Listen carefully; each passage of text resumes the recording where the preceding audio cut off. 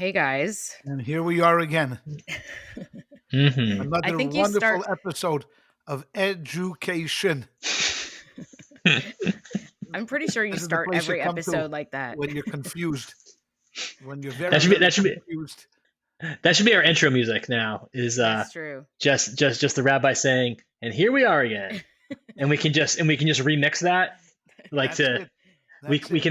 can have Eli do some AI music, and he could do it to like Oh my gosh. he could do it to techno, and he could do it to like some Willie R&B. Nelson. How And about R&B? yeah, oh yeah, for Like sure, for sure, Yeah. for sure, for sure. It's That's like, so funny. did you watch the show The Wire on HBO? No, I know. No, Oh, I okay. get embarrassed every time I say no because people are like, "How dare How could you you?" not have watched I The know. Wire? So it is a great show, but what's cool about the show is in the first season they have Tom Waits wrote and sang the intro music, Oh, and then really? every subsequent season they have a different version of the song. Oh, that's cool. Oh wow. So so it's pretty neat how they do it. That's But cool. anyway, so we could just cut it differently Yeah. for Just every have it- episode. Every episode could sound different. Yeah, There you exactly. go. Good Exactly. idea. Us and The Wire, we're basically the same. Pretty yeah. Cultural Pretty much. influence. Yeah, Same I mean, level.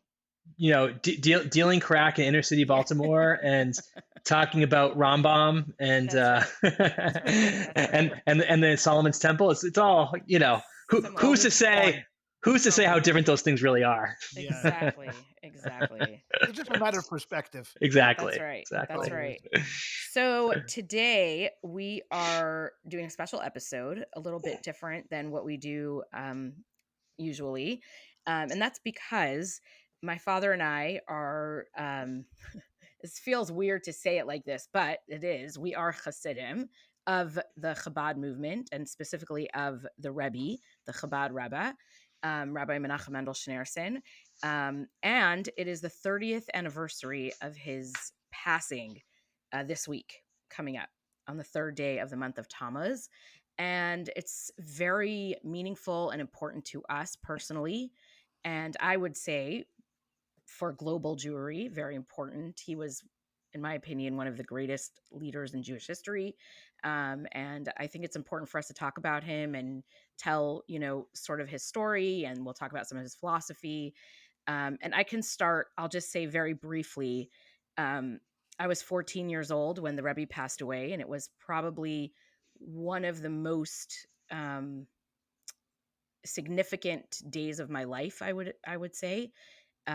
Watching, sort of chaos around, but in a not in a bad way, but just everybody was so emotional, and it was so hard for the adults in my life and for me, for us, and it was really, really heartbreaking. I just never, as a 14-year-old, I certainly never could have imagined what it would be like, and it really was life changing in a way.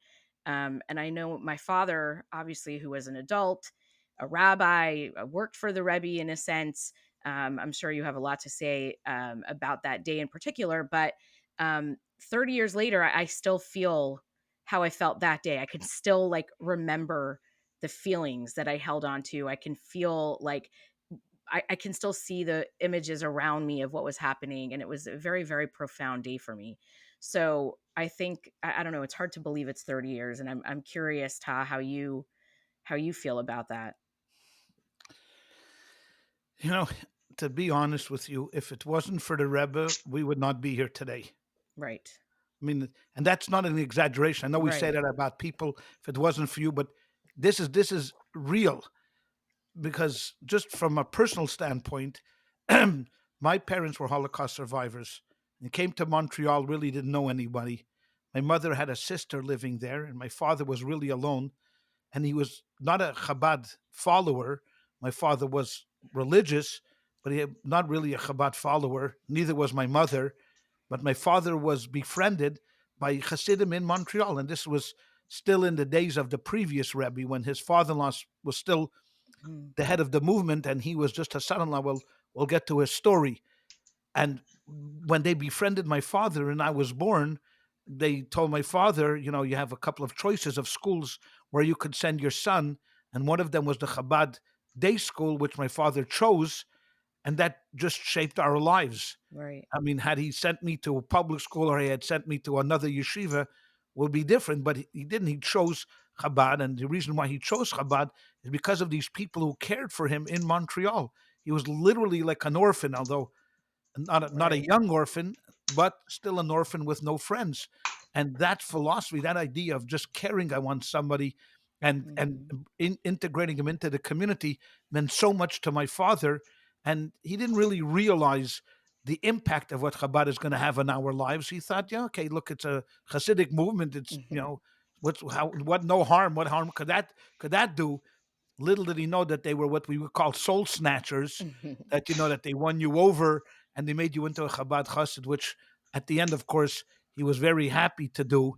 Right. So I think, without exaggeration, if it wasn't for the Rebbe and the impact he had on world Jewry and specifically on the Perlmutter family, we would not be here today. Who knows? I'd be living in Montreal. I would Yeah. be an accountant because I wasn't smart enough to get into medical school. Maybe if I was lucky, law school, maybe I'd be a lawyer in Montreal and with some children, and that would be that.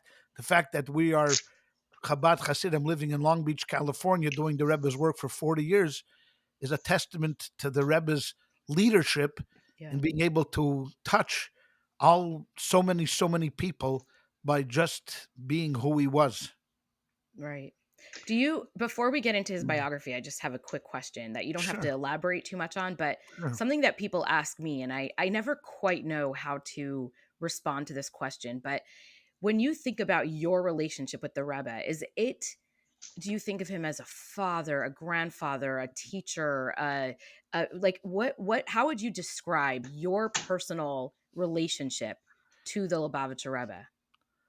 I never lived in a country that had a king, Hmm. but if there was a king in a country, but I mean a real king, I'm not talking about a British monarchy, where Right. dysfunctional weirdos, running around, like a big palace.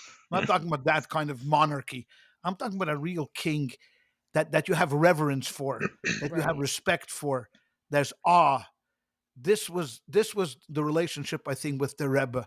I believe that he cared about everyone, that he was worried about everyone, his Hasidim, but the way he related was like a monarch, where Hmm. he spoke and he put out ideas.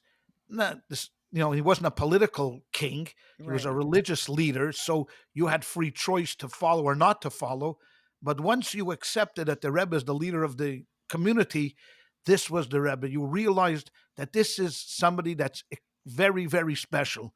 Now, you meet a lot of special people in your lives, brilliant people, great philosophers, great philanthropists, great business people, but someone of the Rebbe's spiritual stature, you don't meet. Right. You don't meet. And just to be around him and to see him, not only in the way he spoke and the dictates that he gave to the community, but the way he acted with people and the concern he had, for people, Yeah. the letters that he wrote, and just seeing him interact and how he prayed, and the schedule that he kept.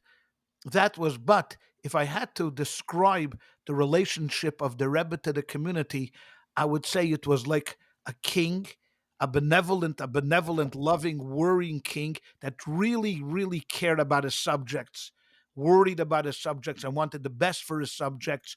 And of course, he can play the role in a number of different ways. I mean, to some people, he was a father.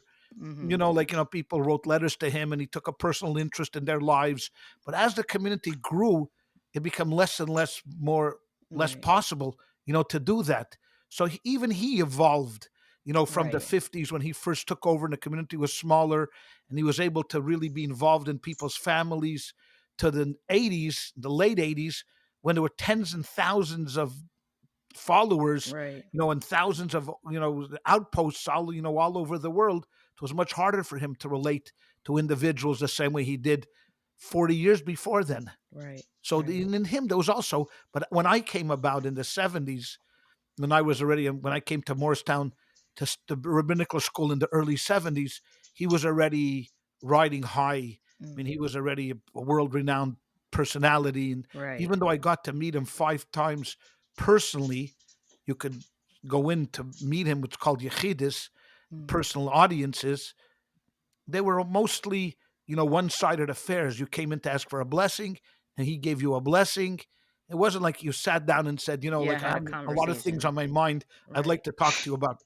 You had literally, 2 minutes, 3 minutes. And of course, if the Rebbe wanted to spend more time with you, he would.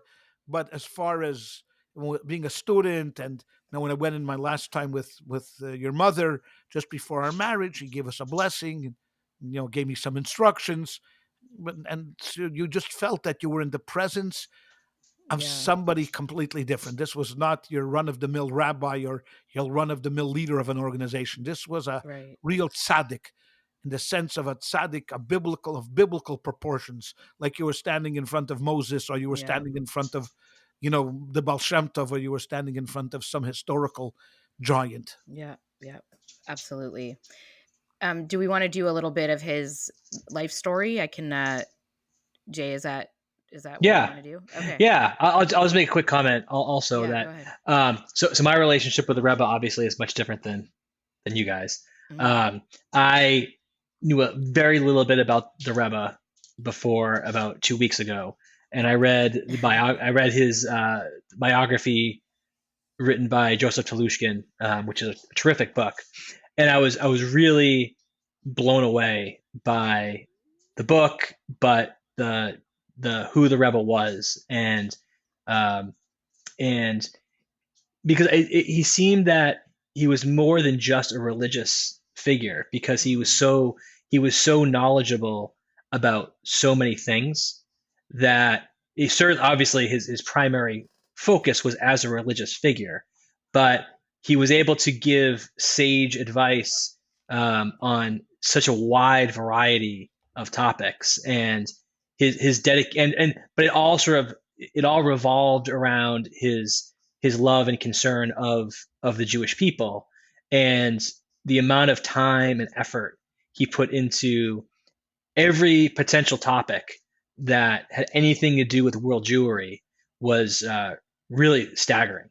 It's really an amazing thing to read about. So Yeah.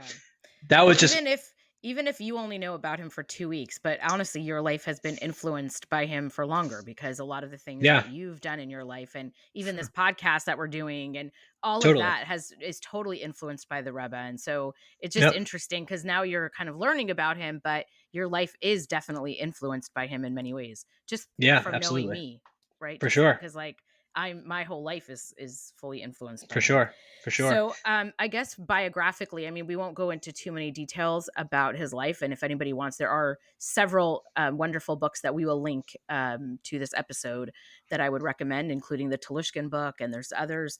But I think overall, we just want to say, maybe very quickly, I'll start, and Tav, you want to jump in and correct me, or add anything.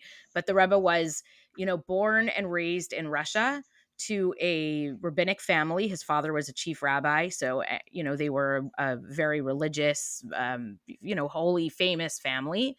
He was one of three brothers. He grew up, he was very educated. I mean, he had private tutors, and he was beyond brilliant. It was hard for them to keep teachers for him. But he, went along and got his education. He ended up marrying the daughter of the previous Chabad Rebbe, who was a distant cousin of his. And so that's how he got into the rabbinic family of the Chabad leadership. He married the daughter of the previous Rebbe. Over the years, he left Russia. They lived in France. They lived in Berlin. He went to university there. He became an engineer. So he did have a secular education, but his life was very much, I mean, about Judaism and following Torah, mitzvahs, and teaching and the Jewish community. But he did get a degree in engineering, right? Yeah. Yeah, He was an engineer, electrical engineer. electric engineer. And then he came to the United States like in 1941, I believe. Yes. They escaped Europe during the war.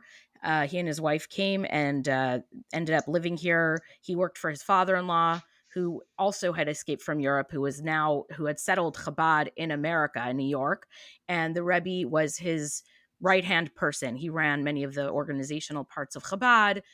helped his father-in-law grow the community. And then when his father-in-law passed away in 1950, 1 year later, 1951, the Rebbe took over as the head of Chabad, the leader, the Rebbe of Chabad. And he was in that position until, some would say until today, but he passed away in 1994. And over the years, he instituted lots of new ideas and new campaigns, which we'll talk about, that were very revolutionary to the Jewish people. And I think that's just a broad kind of overview of his life. Is there anything you want to add to that, Ta? Yeah, I just want to. Yeah, I'd just like to add just a couple of pieces. Number one, he was the oldest son of his father and his mother. He had two younger brothers. Even at a young age, like ChayaLeah had mentioned, he was very, very removed. I mean, he loved to Yeah. study. I mean, there are friends that testified, even when they were growing up with him, they really didn't get to see him much, where the Rebbe's mother would have to pay them to get him out of the house, because he was such a bookworm Right. that they took him out to play a little soccer, there, and then he would run back home, and study. He never went to a formal yeshiva. Means Right. many people, young students go and they enroll in a yeshiva. The Rebbe never did that. He studied in his father's home in city till there were no teachers left, and then his father taught him, and then he left. He married a distant, like ChayaLeah said, like a distant cousin, who they shared a great great grandfather. The third Chabad Rebbe had 7 sons, and from those 7 sons, one of them was the great grandfather of his wife. The other brother was his great great grandfather. So they were distant cousins. And upon the encouragement of his father-in-law, they moved to Berlin, where it was very unnatural for a Hasidic rabbi, which already had a rabbinical degree, because we have letters that he wrote to great rabbis throughout Europe while he was in his 20s, before he was married. No, he had already written to many great rabbis and received his ordination. And after he received his ordination, with the support of his father-in-law, he went to Berlin, to the University of Berlin, where again he was a very, very private person, extremely Very. private. The people in Berlin who got to know him a little bit, like Rabbi Soloveitchik and Rabbi Hutner, who were also there at the same time, also would tell stories that he came, but he didn't spend much time socializing. He had his wife and him. They built a little life for themselves, and then they went to France, where he studied in Paris, and then escaped, in He went to the 1941. And Sorbonne. even while he was in Paris, again, just to reiterate the point, is being such a private person, the people that were living in Paris who saw him, and he was a young man then, he was, we're talking about, in his 30s, he didn't spend much time, socializing. He came, he did his thing in synagogue, Yeah. he gave classes, but more than that, he never like hung around just to schmooze. No. If he had to lead a Farbrengen, if he had to lead a Hasidic Farbrengen, he would do that. But again, he would come, do his thing. When the Farbrengen was over, he got up and left. And people really never got to know him, Right. very well. They saw his brilliance because, I mean, there are stories. It's hard to really know which ones are real, but that he once didn't. He forgot his book at home, and he did the whole class by heart in a Mhm. very intricate tractate of the Talmud. But these are stories that don't impress me anymore, because we know his brilliance. He has more than 300 published, books about Right. about his talks. So I'm not impressed, so impressed anymore, because everything is on the open right now. Right. And when he came to New York again, the people in New York that greeted him at the when his boat came into the dock, they didn't know him. I mean, they knew that he was dressed in a nice suit with his very, very modern hat that his father-in-law said that he would be wearing. And when they asked him, how will we recognize him when he gets off the boat, his father-in-law said, well, he knows the entire Talmud by heart. He knows most of all printed Hasidic books by heart. He knows most of the codifiers by heart. And he wears his hat with his brim down. that was his calling card, and he dressed very very cosmopolitan, not a black suit, and he came to New York and he settled in Crown Heights. His first job was at the Brooklyn Navy Wait, Yard. can I just pause for a second? I think it's Sure. important to point out that Yeah. it's like a funny statement, but the hat piece is actually important because all other Hasidic rebbes and leaders and rabbis and community members, the men, wear a different hat. They wear a fur hat, including his father-in-law, who was the rebbe at the time, Right. wore a tall fur hat. And so the rebbe, the fact that he wore a black fedora and even the little detail of the brim being down, these are markers that And a really, tie. yeah, and a tie, and he wore a suit. Like, these are things that actually change the culture of the Chabad movement because the Hasidim adopted the dress code of the Rebbe. And so it really distinguishes Chabad from all the other Hasidic Hmm. communities. That's Right. interesting. So, Yeah. And Hmm. he for whatever reason, he started working as an engineer. He mhm. had this degree and he wanted to help the war effort, but his father-in-law told him that this is not his destiny. And even though that this was perfect for him because it allowed him to just to go to work and then be free and then go home. Unfortunately, they were never blessed with any children. So it was Yeah. really him and his wife alone. And then his father-in-law told him, you know what, this is really not what you were cut out for. Please come in. And he was mainly involved in the first early years in the publishing arm of Chabad, where his father-in-law wanted him to work on publishing books.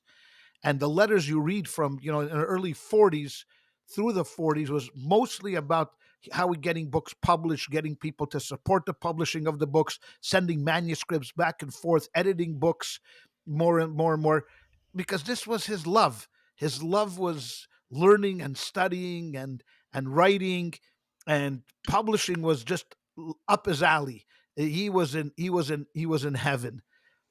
He also took part in other aspects of the organization, but primarily it was the publishing arm that he really loved, that he truly loved, and he published so many articles. His Mm. first volume was in 1943, where he published his first book. It was called a Yom Yom, today's the day. You know, just a small little book with some interesting ideas from his father-in-law. And then, of course, like ChayaLeah had mentioned, in 1950, when his father-in-law passed away, he took over the leadership then, but it took a year before it became official. But he was already answering letters and leading the community and doing all of that stuff. But he never adopted the fur hat. He Yeah. always kept the fedora, and that was it. And then he became the leader in 51, and like ChayaLeah had mentioned, right through to 1994, and still spiritual leader of the community. No one has taken Right. over for the Rebbe. So I thought what we could do is in reading about the Rebbe, there's some I wrote down some what I thought were sort of some key parts of his philosophy, and that I think are also just generally good life lessons for people. So I thought maybe I could throw a couple of these things out there, and we could just that could sort of be fodder for discussion. Absolutely.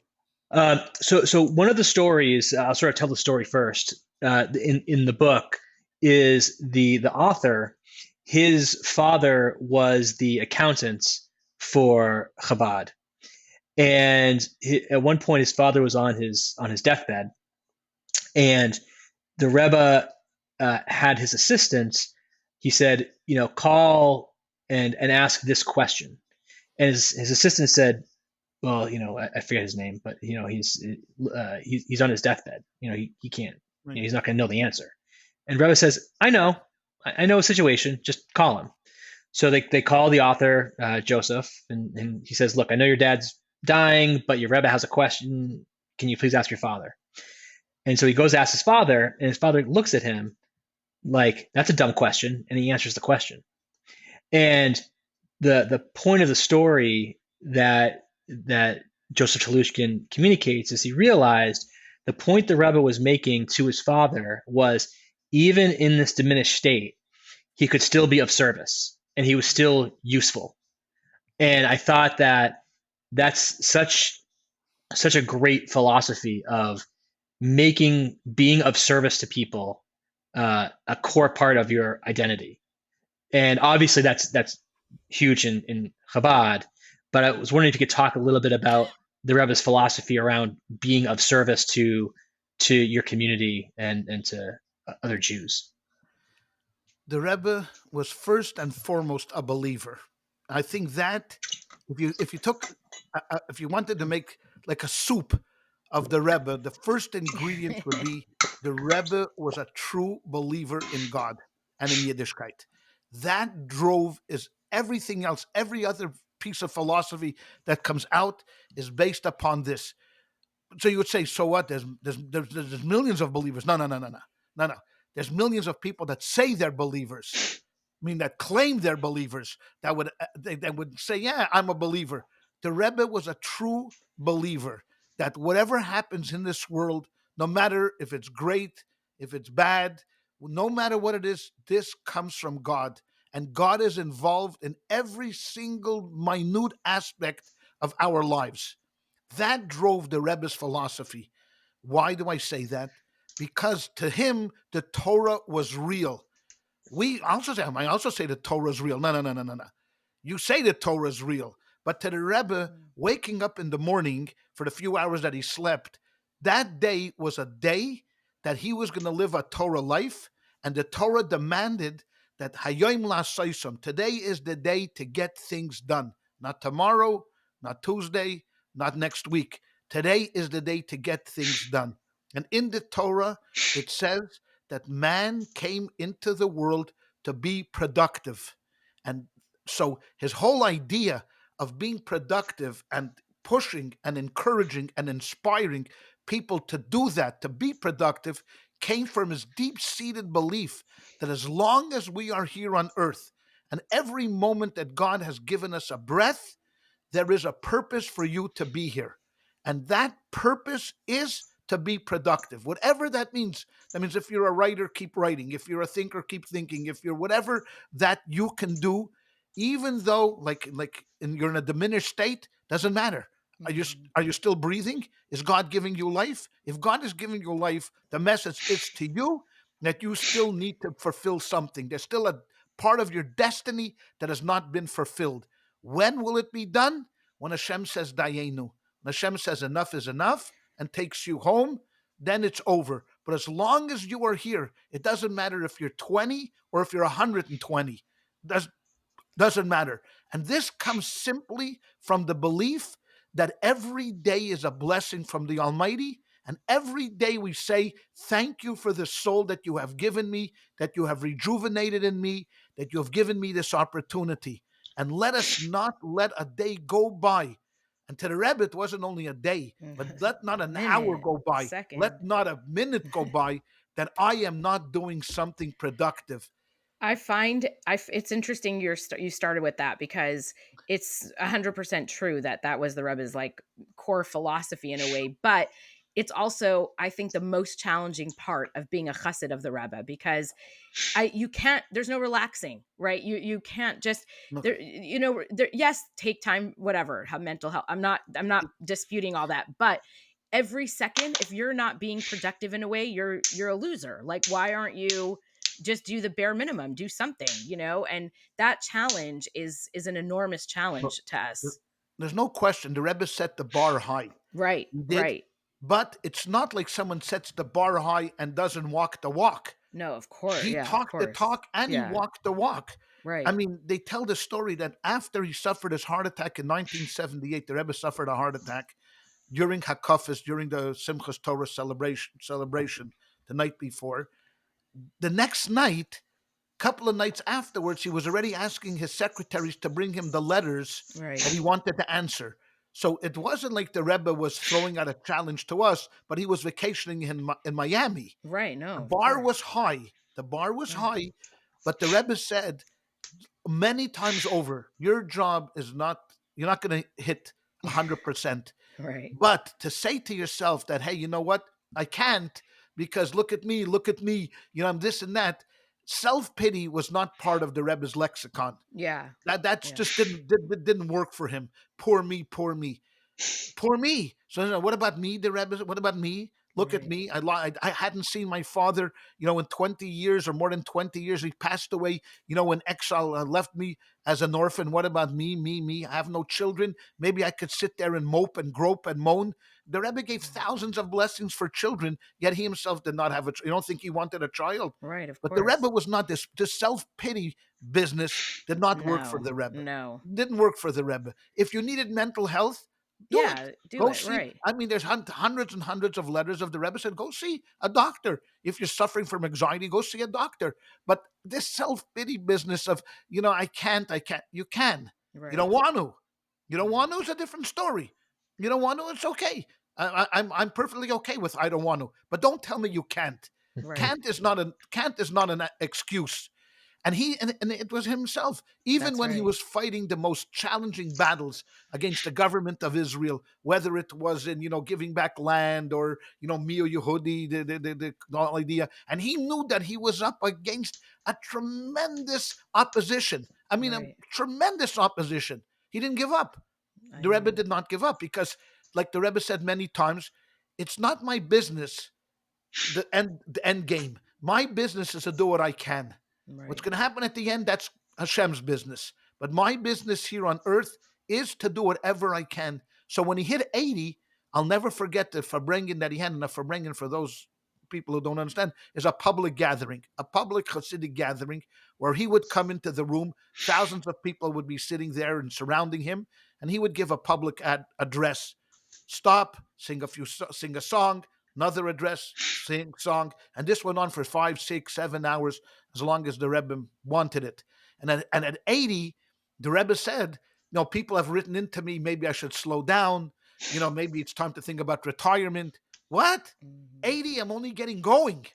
I'm just starting to roll. Yeah. At 80, I have so much more that I want to do, and the and even the type of preparation. I remember one time at a public gathering, I says, I know people are be thinking about my birthday is coming and what they would like to do. Sending me salutations is nice. You want to do something for me? Sorry. You want to do something for me? Open up a new institution. Right. That's a good gift for me. Do something for someone else. Make yourself productive. The salutations and the menorahs and the gifts you're going to give to me is all very nice, but they're impractical. How many menorahs can a man use? We're bringing them another silver menorah. Okay, thank you. And they would bring them another key. Thank you very much.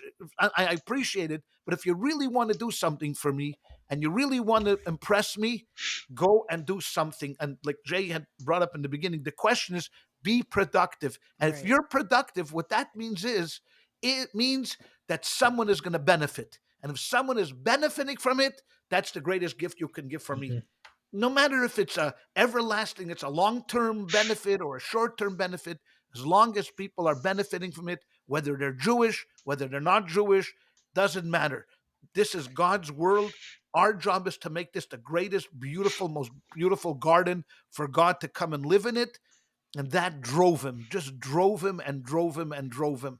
And I And think he also expected his followers, Hasidim, the followers, to put themselves in situations that might not be comfortable all the of time, and to course, take advantage of situations even if you don't feel that you're the right person. And I know, for I can only speak for myself, but I've heard this from many other people in our community. Like, I've done things in my life where I didn't feel that I was qualified, right? Or I didn't think I was the best person to speak at that moment, or to be in a meeting, with some whatever big person. And like, in my head, it was like, no, the Rebbe said we're all, like, every one of us should do whatever we can. And if I'm in this position to be able to do that, who cares if I don't have fancy titles, after my name, or if I'm not, in some big job. He made every single one of us feel that we can make a difference in any way. And so it really is I mean, the empowerment that he gave us is just something that it's like unreal when I think about it. I'm just like thinking about it right now, and it's incredible.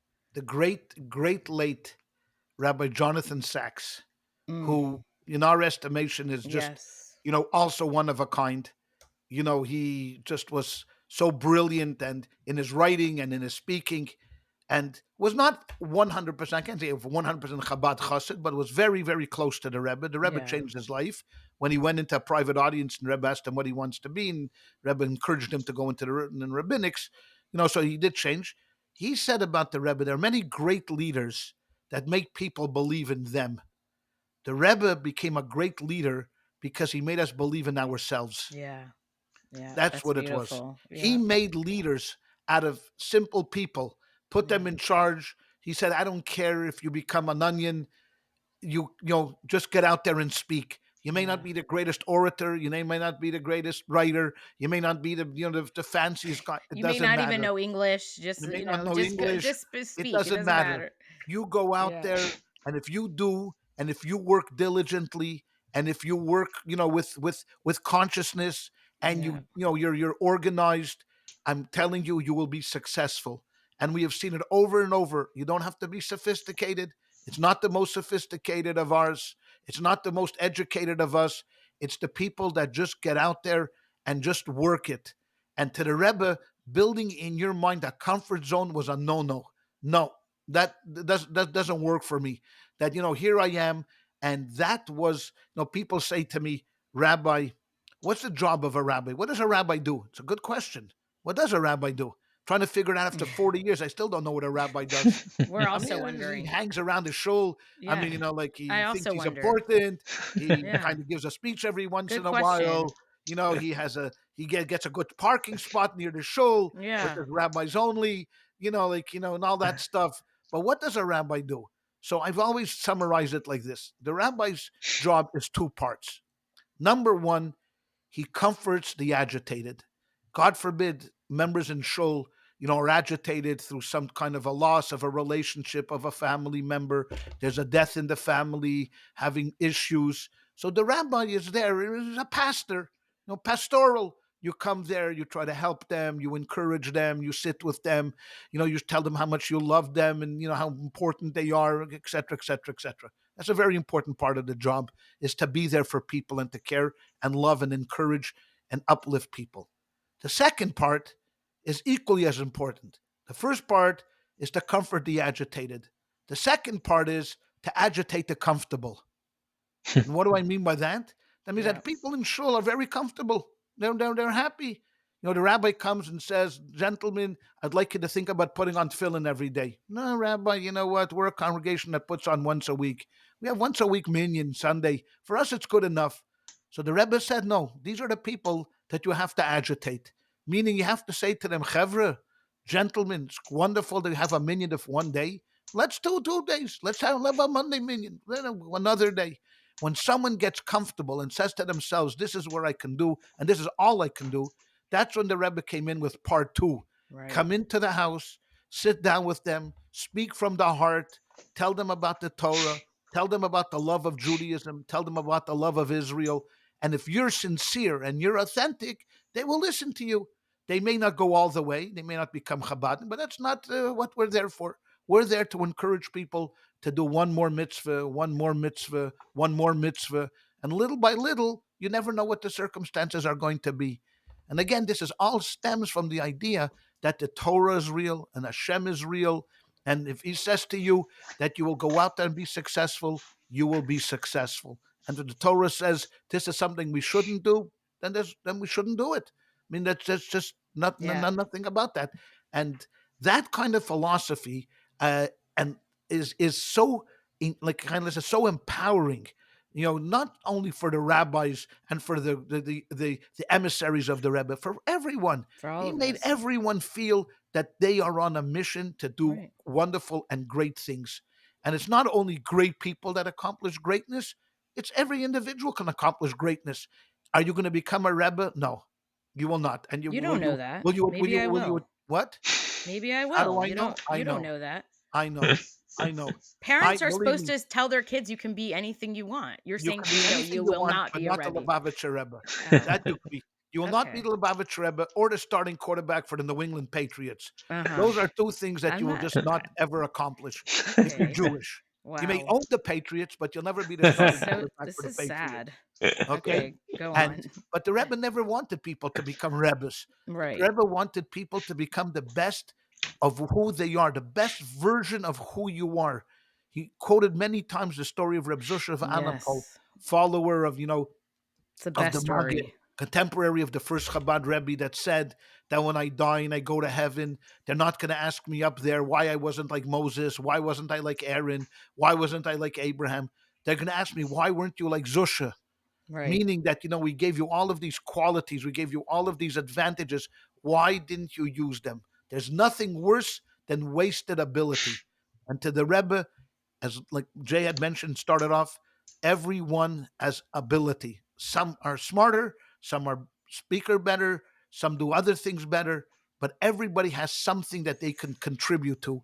Yeah. We, as the Chabad emissaries, need to encourage that and to grow that, Right. and to bring that out in people.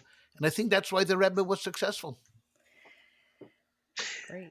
Yeah, that was a thorough answer. Um, so you actually hit on a couple of the other parts of the philosophy that I wanted to talk about. Good. One of them was the idea of don't wait to do what can be done now. And there's a story in the book where he's meeting with I forget if it was the Shlohim or somebody involved in South Africa, and he's coming to the Rebbe and saying, it's close to Hanukkah, and the Jewish prisoners in South Africa, they're not allowed to light Hanukkah candles. I need your help to change this. And he said, well, who can change it? And the person says, well, the head of the jails, whoever in South Africa. He says, all right, well, call him. And he says, okay, all right, I'll call him tomorrow. He said, no, call him now. And the guy says, well, it's like 2 a.m. in South Africa. He says, okay, then he'll know it's important to you. and so he calls the guy right there, wakes him up, and sure enough, like 3 days later, Hanukkah was like in a couple days after that, the prisoners had their menorahs in the jails. And there's a couple of stories like that, but That's a great story. it's about his emphasis of if something needs doing, don't wait, just get it done. It's the opposite of my life advice is like, why do something today if you can do it tomorrow? The Rebbe was the exact opposite of do it today. I mean, it was. He often said, when he proposed a new campaign, and people would get together and write in that we've organized a meeting to organize a meeting. Yeah. The Rebbe said, I'm never impressed with a report that you got together to organize a meeting to organize a meeting. That's I mean, right. that doesn't do it for him. You organize a meeting to set policy, get going, and hit the road running. He loved, and he always, he encouraged and was very much impressed by people that just went out there, didn't think it through 100%, but just got the campaign rolling. Later on, you want to massage it a little bit, you want to correct it a little bit. Just get the campaign going, whether it's whatever campaign we're talking about, whether it's Hanukkah like that you brought up, or it's the distributing matzahs on Pesach, or whatever it is. Let's organizing a like Bomer parade. Don't overthink it. Don't overthink it. Get everything in place. Get the parade going. It's You'll be literally. That's like the startup business mentality, right? Is everything looks perfect on a piece of paper, but just do it, and then you'll get feedback and you'll evolve it, and it won't be perfect right off the bat, but over time you'll make it perfect. But you have to start by just doing it and not thinking about it. Can I tell a short quick story? We live in Long Beach. So California, the way Chabad works, it's busted up to geographical areas where there are regional managers and then whatever. So the head Chabad rabbi here in California is Rabbi Shlomo Kunyan.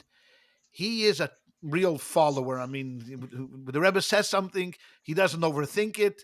There's 400 Chabad rabbis in California for a reason. I mean, he just plows along. And he's always said that I was not sent here to win a beauty contest. I was sent to California to establish Chabad. And if I have to roll over people who are getting in my way, I will do that. So I just want to tell a quick story of how Chabad started in Long Beach. So in 1969, Rabbi Kunin had been here in California for 5 years, and he was doing a concert with now a well-known singer of Remel Fried. Today he's no world renowned, but in '69 he was just a little kid, and Rabbi Kunin was one of the first people to hire him, and he brought him out, and he had five what he called then golden tickets. It was $50 a ticket. That was like wow, $50 a ticket in 1969. He had heard that in Long Beach there lived a philanthropist by the name of Dr. Moskowitz. Now, this was on a Tuesday, so Rabbi Kunin decided to take a drive down to Long Beach to meet with Dr. Moskowitz. They sat in the office. He told him about the golden tickets. Dr. Moskowitz immediately agreed to buy the five tickets for $250. And then he said to Rabbi Kunin, I want to ask you a question. I have children. There's no Jewish day school here in Long Beach, California. How? What's the chances of a possibility of getting a Chabad rabbi to maybe teach my kids and bring a rabbi down here? How much would it cost? So Rabbi Kunin made a very quick calculation. He said $35,000. That's what a rabbi would cost. 1969. Dr. Moskowitz said, "Done. I'll take it upon myself. I'm in for $35,000. When can we start?" Rabbi Kunin says, "Friday." So Dr. Moskowitz says, "You mean Friday in a year? You'll get a rabbi in a year?" No, no, no. Friday. This Friday. He said, "But it's Tuesday now." She said, "So?" By Friday, we'll have a minion here. Let's Yeah. go out there, find a place that we can rent. They went around. They found on Atlantic Avenue here in Long Beach, there was a bar. Upstairs from the bar, there was an empty space. They rented it quickly. That Friday, Rabbi Kunin went into LA with a van. He gathered up 9 souls. He drove down himself on for Shabbos. And the first minion of Chabad here in Long Beach was that Saturday. Moskowitz himself He didn't couldn't believe, believe it. didn't believe it. What do you mean? And for the next few months, either Rabbi Kunin himself came or he sent somebody here. He told me that sometimes he had to wake up a drunk Jew in the bar downstairs to make the minion. He would go downstairs, and if there was a drunk Jew, he'd wake him up in the bar and drag him That's upstairs so for funny. being the 10th. But that's how Chabad was established here in Long Beach. Then a day school and hundreds of children, thousands of children have gone by. But Rabbi Kunin lived the philosophy of the Rebbe. I mean, that's an extreme position. I mean, not everyone can pull this off, but that's what the Rebbe meant. Don't overthink it. If you can Hmm. do it today, you can get a minion going for Shabbos. God bless you. And that's what he did. And the Rebbe, to the Rebbe, time was of an essence. Time is limited. Yep. We're only here a certain amount of time. So let's get going and do what you have to do. And also always remember to live a life of godliness. That's number one. And God expects us to be thankful and grateful and happy and confident. Hmm. And that drove him. And you see it in his emissaries. And we're not talking about my own personal family, but in his emissaries, when people ask, what is the secret of Chabad? To me, it's the individuals. It's the Hmm. people, it's the caring, where a Chabad rabbi, God forbid, one of his members loses a family member, he'll sit in the guy's house for 7 days during Shiva. He Right. won't leave, he won't he won't leave his side. I know from a colleague of mine who had a member who lost a child. The rabbi moved into the person's house for 7 days during Shiva. He didn't leave his side. Who Right. does that? You think any other rabbis do that? To move into the person's house, to be there day after day, to take care of him like a brother, to shoulder the yoke that this person has, to share the yoke that this person have. This is the secret of Chabad, that the rabbis themselves are an extension of the Rebbe. And if the Rebbe would open up his house, this is what Chabad does. And no, I don't think anyone else is going to be able to really duplicate it. They can try, but they won't be able to duplicate it, because this can only be done in the spirit of a Rebbe. When you Yeah. have the blessings of a Rebbe, and you see that the Rebbe himself lived this way, this is why we're able to do this. And what's amazing to me is that 30 years after his passing, there are young rabbis and rebbitzins, men and women, that have never seen the Rebbe. They never saw the Rebbe, are willing to go out to the furthest places in the world, to Kathmandu, to Hmm. Phnom Penh, to Laos, to establish a Chabad house. We're lucky. I live in Long Beach, California, beautiful place, beautiful community. But there are young kids going out to the furthest reaches in the world because they realize that, you know what, we have an opportunity to make the Rebbe proud. And if we can do that, there's no greater meaning in life than accomplishing something like that. Mm. How do you get that way? By living a life of godliness. Right. And this is what drove the Rebbe. I think And also, And just 1 second before you and the go, love like, of people. And well, the I love was of just gonna people. say also Yeah. just very mission driven and very focused on exactly what needed to be done. There was no he didn't care about any of the external, like, things that could get in your way, just very focused on the mission. But let's move on to another well, and yes. I think a tie-in to that also, it was the fact that he was concerned for all Jews, Yeah. not Yeah. just Hasidic Jews, Right. Right. and he didn't. And there was a story in the book about how a rabbi came to him and said that my goal, I forget the exact context, but his goal was to bring Jews back to God who had strayed. And the Rebbe said, he said, no, it's not up to us to determine who is closer to God or who is further Right. away from God. He said all Jews are close to God, Right. and if you want to help them, more, what's the right way to put it? Become more Observant or observant. Yeah, that's what I was looking for. Thank you. More observant. That's a great thing to do. right. But don't assume just because they're not observant that they're further from God than those who are observant. And I think That's right. it takes that sort of mentality to make an organization like Chabad successful in their outreach. Because if the outreach was based on, oh, I'm better than you should be like me, well, that's not going to resonate with anybody. Mm. Mhm. But if it's truly um, a the thinking that you're going to help people improve themselves, not to be better necessarily, but to improve who they are morally and better align themselves with their Jewish backgrounds, from a truly, what's the right word? I don't know. I'm tired. I'm forgetting words now. But Yeah. from a place of generosity, not from a Yeah, place yeah. of being superior. Judgment. Right. That's And also yes, not from right, judgment. Right. right. Then that's the only way you can be successful. And the Rebbe was again very consistent, about the idea: if you have nothing good to say about someone, don't say it. Just don't say Yeah. it. If you have nothing good to say, even Yeah. if you think you're doing a good thing by saying it. Remember watching a clip of someone coming to the Rebbe with a friend of his, and he leans over to the Rebbe and says, "This my good friend just started putting on tefillin. Tuesday he hasn't put on tefillin till now, but he decided Tuesday he's going to start putting on tefillin." The Rebbe gave each one $1 and then turned to the chassid and says, "What's the mitzvah of publicizing that he hasn't put on tefillin? I Yeah. mean, why are you Right. why are you telling me this? Why is this Right. important for me to know? He's putting on Right. tefillin. Good. Well, I have to know that he didn't put on tefillin." I mean, and the Rebbe, meeting thousands It's of Right, people true. that Sunday, and right, everybody's pushing, and he's giving out the dollars, and in his mind, when the guy says to him, "You know what? The guy hasn't put on tefillin," the Rebbe immediately catches that and says, "What's the mitzvah to say that about it?" Right. Again, because his consciousness was always on the forefront. We're conscious, maybe what. 50% of the time, 50% of the time, we're somewhere else in a fantasy world that we've created. Dreva was constantly like on call, and even something innocuous like that, where the guy wasn't trying to belittle the person, he was actually trying to build him up in front of the Rebbe by saying, "Hey, he never put on tefillin, but now look at him, he took on this." I said, what's the midst of telling me this?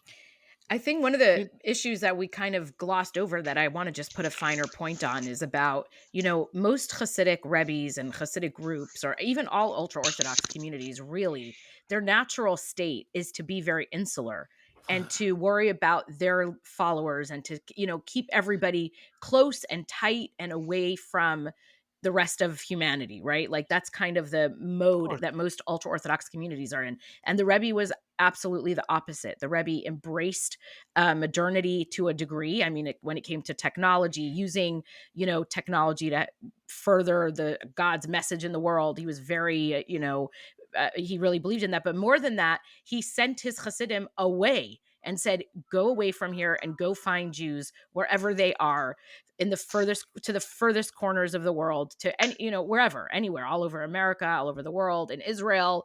And this was like, I mean, he didn't start it. His father-in-law, did the same, but he exploded it in a way that no one could believe what Chabad is today. I mean, really, it's hard to believe, but that is so revolutionary.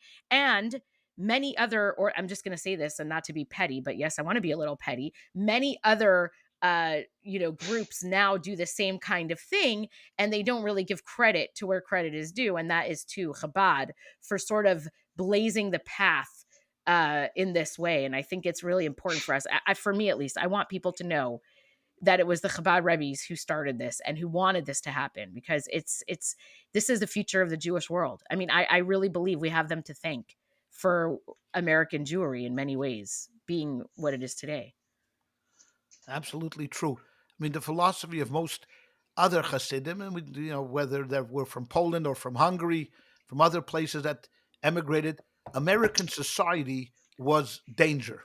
Yeah. That's what it is. It's a dangerous society out there. The climate and the culture is anathema to Judaism. So the only way really to combat that, and if you want to keep your children religious, is like one chassid once said, not a Chabad chassid, you grow potatoes in the ground. If you expose the potatoes to the sun, they're going to rot. And that's our philosophy. Keep the kids as far away as possible from dealing with American culture. The Rebbe, on the other hand, trusted his Hasidim and gave them full leeway. Like you had mentioned that, the Rebbe embraced technology. I remember once at a public gathering, he talked about why the computer was invented. And this was to a crowd of American professors that had come to visit the Rebbe on a Saturday, many secular professors in the audience, not religious. And Rebbe said, why is there a computer? So we can study Torah more easily. That's the whole reason for the computer. Right. There's nothing else. And the fact that it's used for other matters, but Hashem allowed the computer to be created is because in the olden days you had to have books and you had to have teachers and you had to have this. Now, at your fingertips, you have the entire Torah. One There's of my no my excuse. earliest memories is sitting at I mean, we had these like satellite dishes that were as big as our house, and it would literally the Chabad community invested in buying these enormous satellite dishes so that they could broadcast the Rebbe's talks from New York live here in, Sure. we were in Long Beach, and we would go, and the families of the rabbis would come there, and I just remember, like, I mean, it was unbelievable to consider that we were broadcasting him live like that, on this dish. But I mean, it was, thinking back now, it was really, we were so forward thinking in that way. I mean, Chabad.org is the biggest, most seen traffic. How do I say it? I don't know the right words. Traffics. It's the trafficked Jewish website on the internet.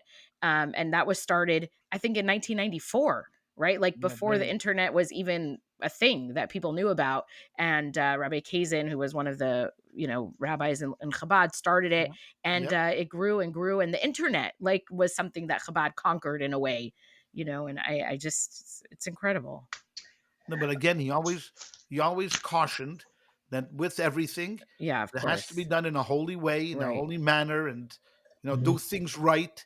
And because when you are open and you expose people to American society and technology, there's a lot that can go wrong. Right. A lot that could go wrong, with it.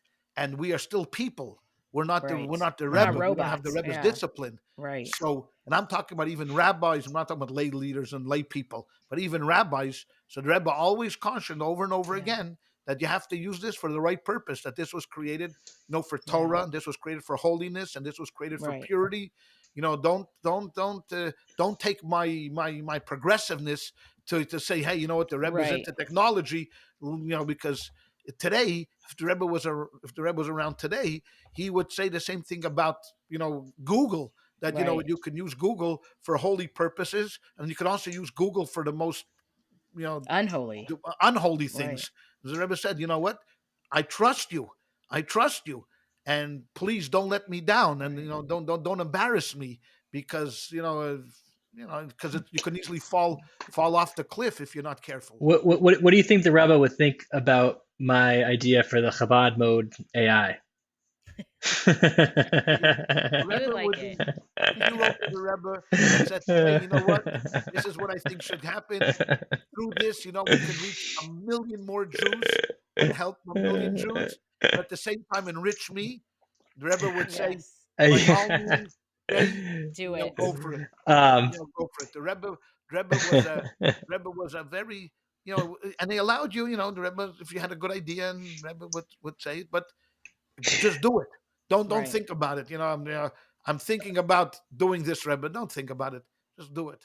the so I wanted to bring up one more part of his philosophy that I thought was important to mention was his belief that nobody was a lost cause.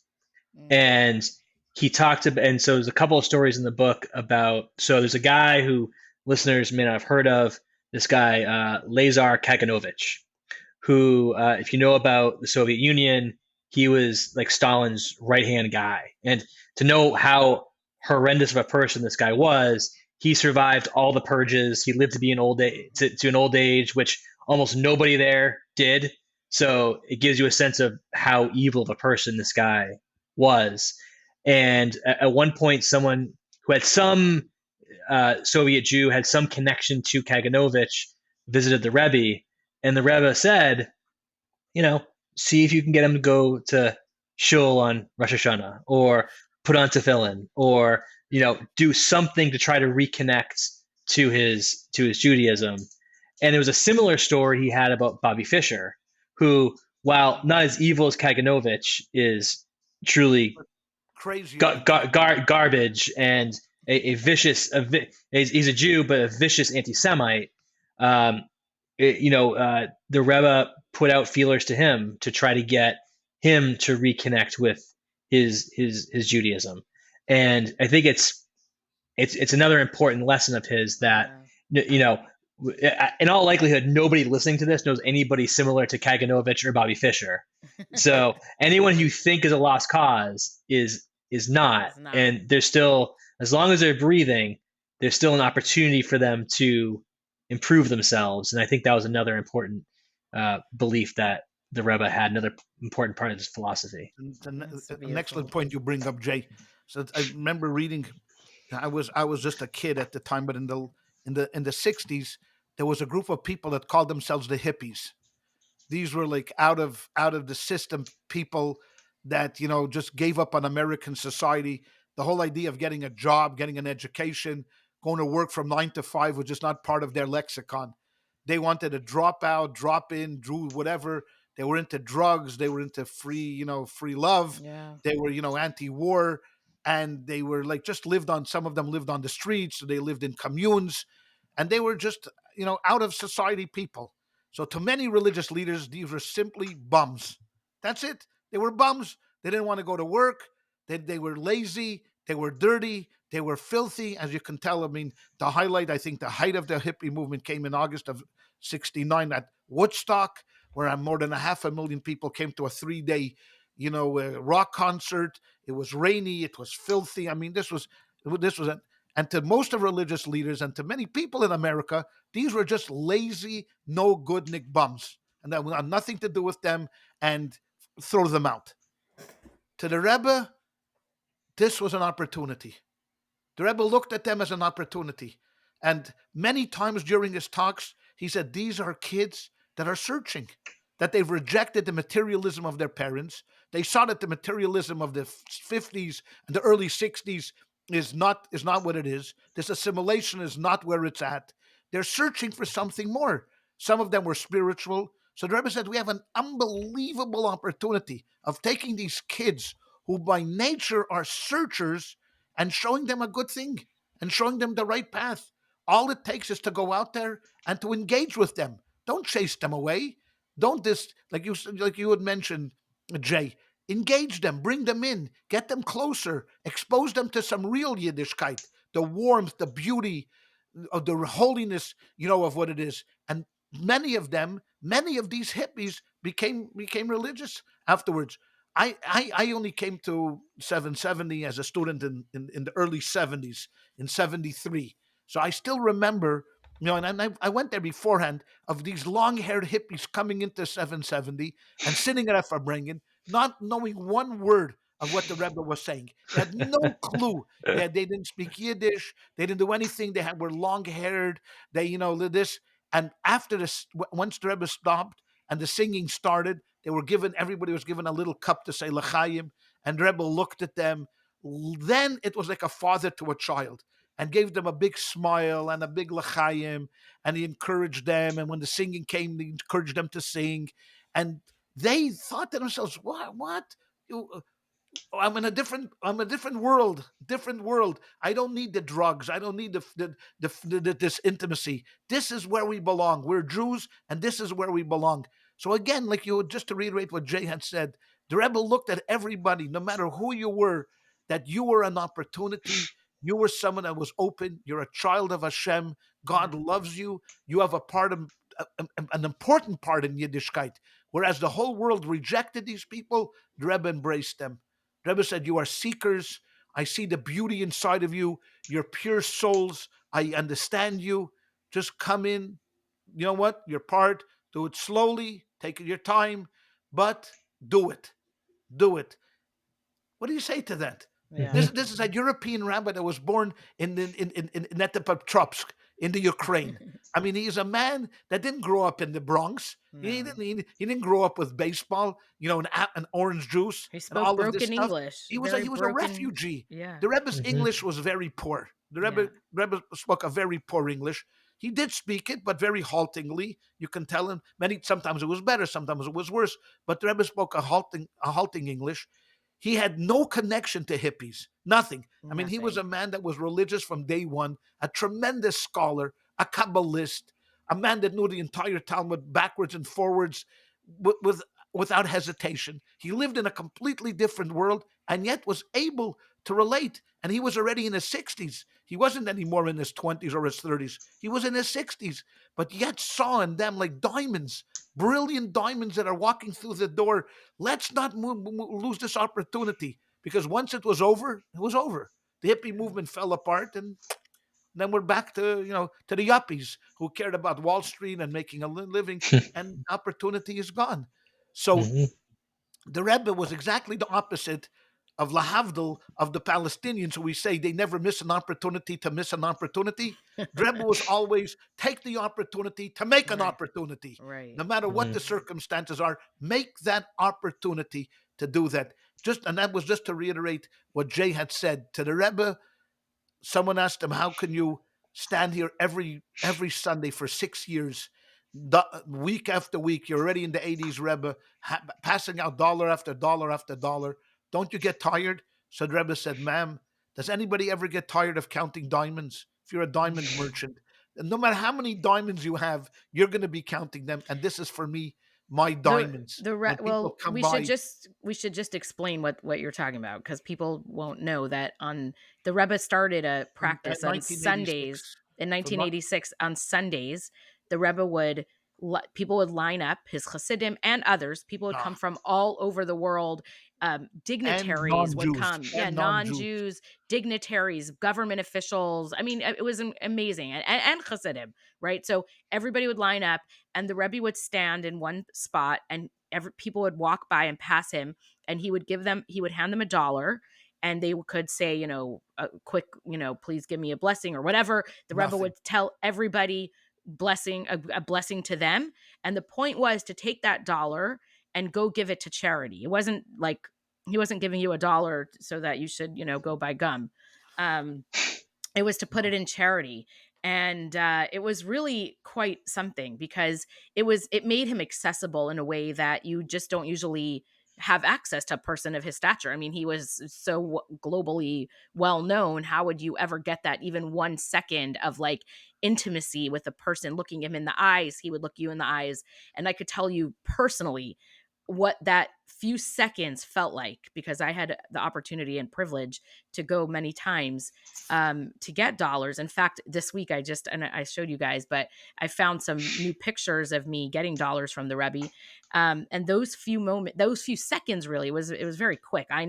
Some people would stop and like tell him something and he would answer, but I never, Very few people, right? But I mean, it happened, but I never did that. But those few seconds where the Rebbe would train his eyes on you, it was like he was looking straight into your soul, and it was like he could see everything about you, and you couldn't hide anything, and it was a really awe-inspiring moment, and something that I'll carry with me forever. Really, Totally. very very special. And he did this week after week after Yeah, week after week. Thousands of people would go by, yeah, and he wouldn't leave till the very last person got. And again, just as when someone said to him, Rebbe, why? I yeah, mean, you're getting up there. yeah. He was No, 90 when he was doing it, right? this I is this mean, is to me this is to me diamonds. yeah, You Hmm. never get tired of Hmm. dealing with diamonds. I mean, So going back to the hippie point yeah, and getting people who don't have any clue what he's talking about to start to become more connected to their faith. He started the 10 mitzvah campaign. And so why don't you talk a little bit about that campaign and the effect that it had on Jewry? okay, so the Rebbe was always trying to be innovative, knowing that and Americans are very impressed with with innovation and something new. So this first campaign was the Tefillin campaign, which he started just before the 6 Day War in 1967. The world was tense. The Jewish people were very, very tense. I mean, Israel was a small country, still is a small country.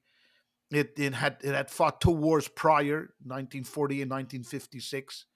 In 1967, the president of Egypt, Abdel Gamal Nasser, made a federation with Damascus, Syria, UAR, United Arab Republic.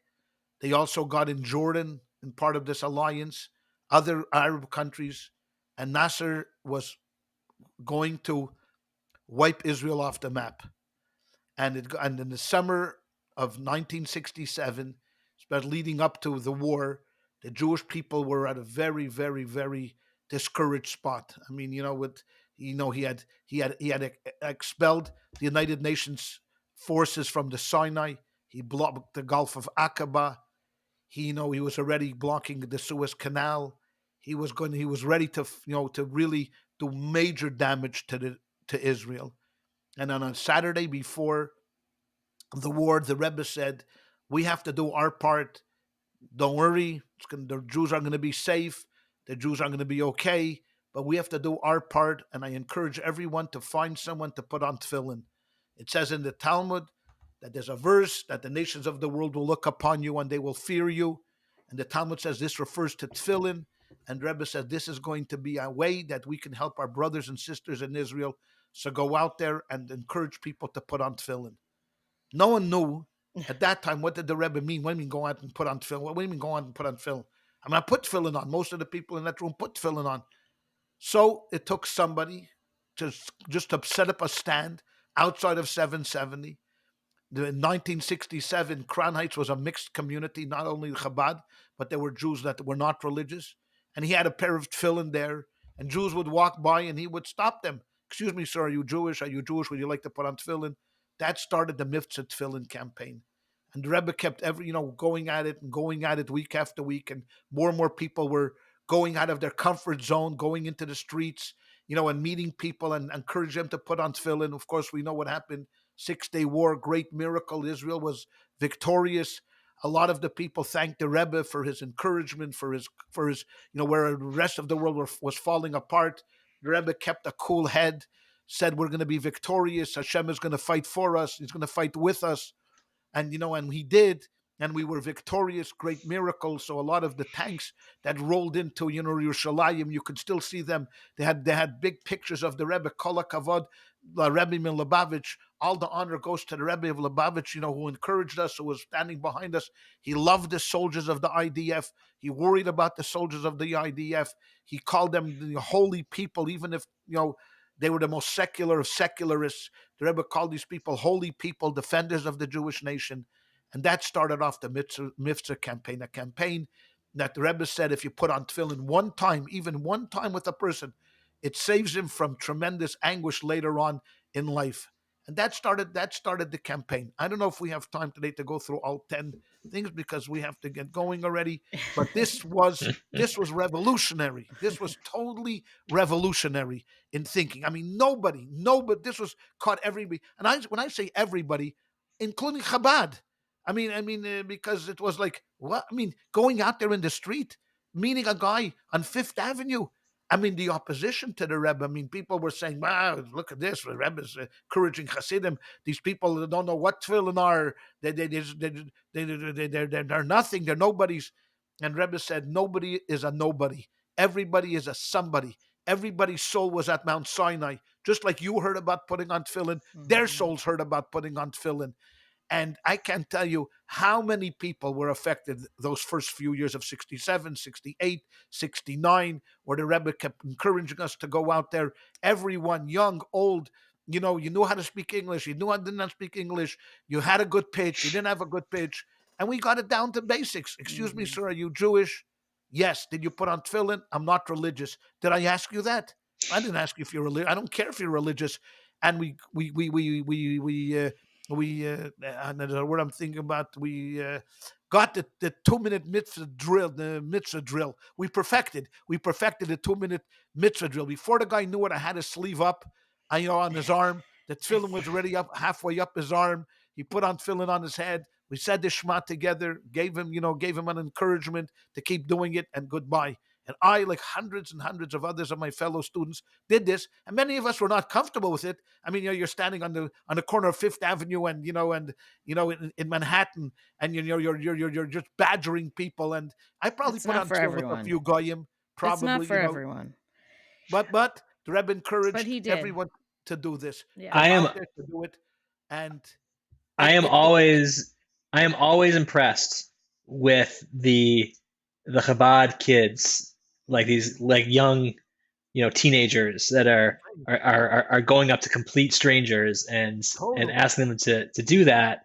Totally. It's very impressive, and I do think about every time I see a kid doing that, how uncomfortable for most of these. There's some people that are just super outgoing, and it's like, all right, they'd be doing this. If they weren't doing this, they'd be like, selling watches from their coat or something, but I have a grandson, Matti Weingarten. This is up his alley. Right. He'll talk to anybody, Right. anywhere, about anything. He has no shame. He's going. But for most these kids, it's not natural to do that. So I'm always impressed at the dedication to do that. But you know what? There was a chassid. ChayaLeah may have heard of him. I don't know if you've ever met him. I met him a few times. Rabbi Mendel Futterfass. Yes. Rabbi Mendel Futterfass sat in the Soviet Gulag that Solzhenitsyn writes about, the Gulag Archipelago. The famous book over there. Yep. This is where he was for 9 years, facing death many times. I remember when he came here to Long Beach. I remember used to come to Long Beach. Yeah.